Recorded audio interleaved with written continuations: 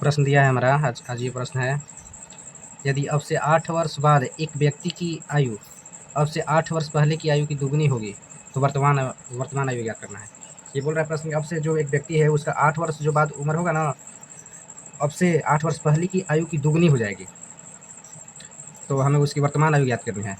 तो मान लेते हैं इधर माना कि वर्तमान आयु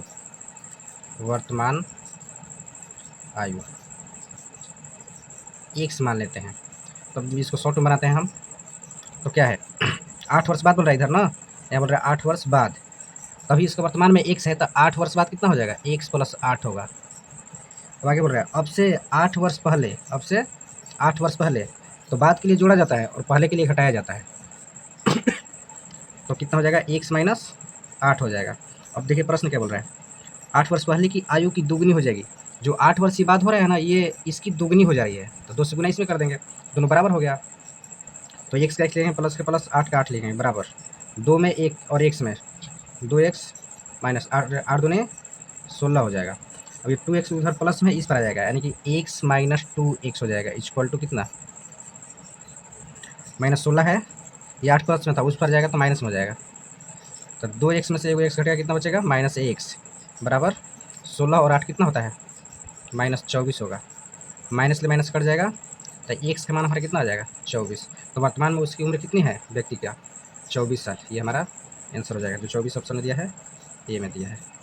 और एक प्रश्न है, साधारण ब्याज पर निवेश की गई राशि 8 वर्ष में 3 गुनी हो जाती है और 20 वर्ष में n गुनी हो जाती है, तो हमें n का मान ज्ञात करना है, यानी n का मान कितना होगा। तो इसके लिए हम एक सूत्र बताएंगे। सूत्र क्या है, कहीं भी गुना गुनी में वाला में यही सूत्र लगेगा, होता है सूत्र n - 1, यानी n1 - 1, फिर होगा n2 - 1 बराबर में होगा t1 बटा में t2, यानी n1 मीन्स पहला गुना, जिसे बोल रहा है ना पहली गुनी बोल रहा है। फिर n 20 वर्ष में n गुनी हो जाएगी, यानी n1 मीन्स पहला गुना, n2 मीन्स दूसरा गुना, t1 मीन्स पहला साल और t2 मीन्स दूसरा साल। इसमें 8 वर्ष दिया है तो पहला साल हो गया, और 20 वर्ष दिया है तो दूसरा साल हो गया, यानी दूसरा टी हो गया। वैसे ही इस पर चलिए बैठाते हैं। तो साधारण ब्याज की निवेश की राशि 8 वर्ष में 3 गुनी, तो ये 3 गुनी बोल रहा है ना, ये पहला n है, यानी 3 -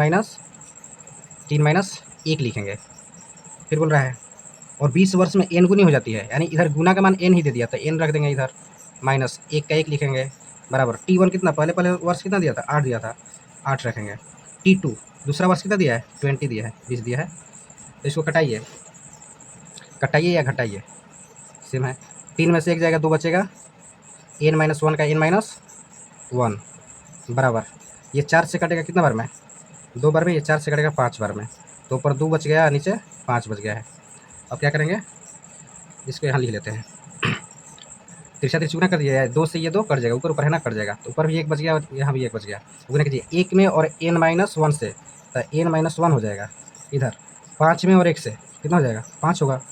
इधर n - 1 है, माइनस में 1 है तो उस पर जाएगा तो प्लस में हो जाएगा, तो n बराबर 5 + 1, तो n का मान हमारा कितना हो जाएगा, 5 1 6, तो 6 वर्ष में 20 वर्ष में 6 गुनी हो जाएगा।